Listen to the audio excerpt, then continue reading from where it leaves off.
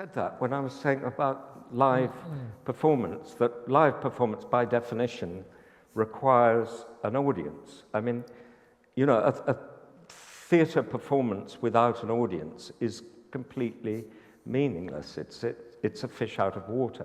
And what fascinates me is the molecular composition of audiences that, you know, you go in as individuals, and if it's a successful piece of theatre, you emerge as a community.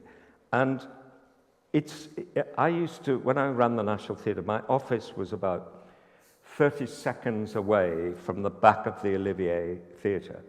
And I could sometimes go in at the beginning of a show and I'd just sort of sniff the air and think, this is a tough audience.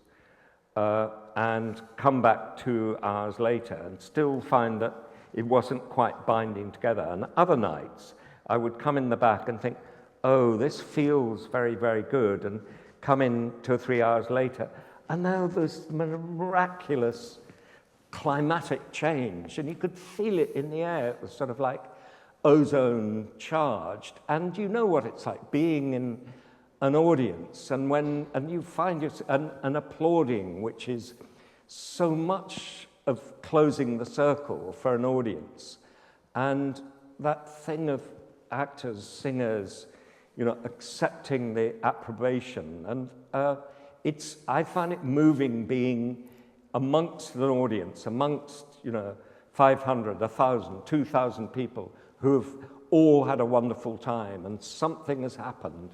The air, the earth has